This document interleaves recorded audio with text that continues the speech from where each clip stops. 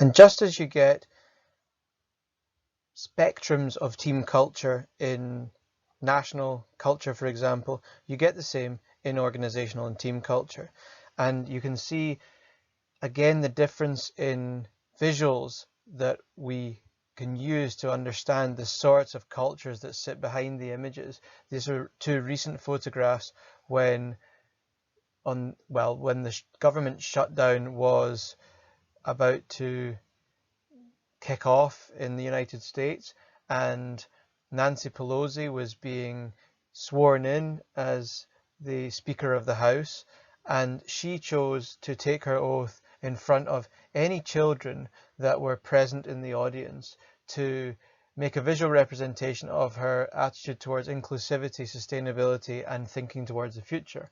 At the very same time, Donald Trump was making an announcement in the press room of the White House about his ambitions to build his wall between the United States and Mexico. And he appeared in front of 5 white, bald men who all looked quite mean and scary. And these were members of the US border force.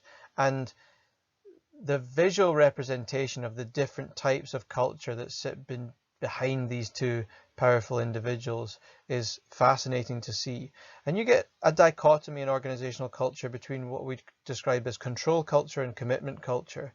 In control culture, you often see a deep hierarchy.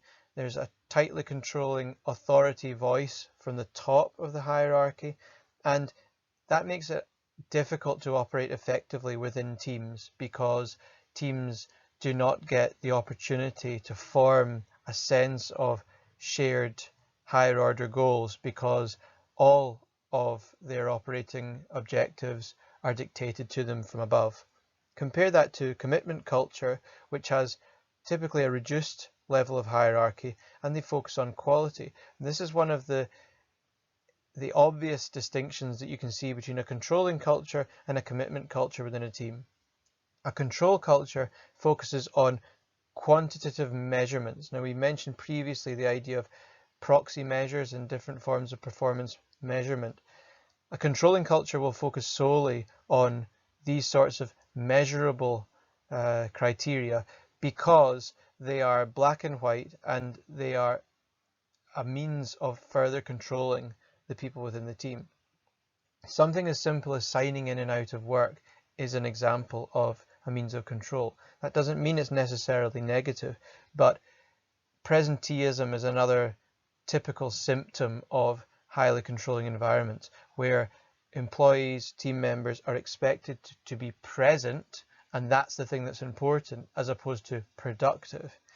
Compared to commitment cultures which have a focus on quality. So there's a qualitative assessment of the value of the team. So they're outcome driven, and rather than working out how much time you spent with your bum on your seat working, they look at whatever manner in which you produced the work that you produced, what was the quality of the outcome. And that's a very empowering approach to creating a team culture. There is always evidence of open communication and participation. That being said, these organizations are harder to create. These teams are harder to create, the type of commitment culture teams. They require a lot more upfront investment. So the paradox, and we've come across several paradoxes in our discussions today. One of the paradoxes here is that it's the barriers to entry for creating a commitment culture within a team are much higher, so it's harder to do it. The barriers to entry for a control culture are certainly lower, and therefore that tends to be why when organizations are tight on resources, tight on time, they tend to revert to a control form of culture because it's easier to implement and it's easier to demonstrate output. The irony comes when the organization has to inevitably go through change, and all organizations and all teams within organizations must go through change at some point. That's going to happen simply as a result of a changing environment, whether direct issues within their own working environment change, the broader macro environment will always be changing. The irony is that commitment culture teams embrace and deal with change a lot more easily and at a lot lower cost than control culture organizations and teams. So the payback, if you like, for investing up front in developing a commitment culture team comes over the long run. And you can see that playing out in successful organizations, successful teams, successful businesses as they grow and develop over time. Those that have made a concerted effort to invest in a commitment culture reap the rewards as they develop.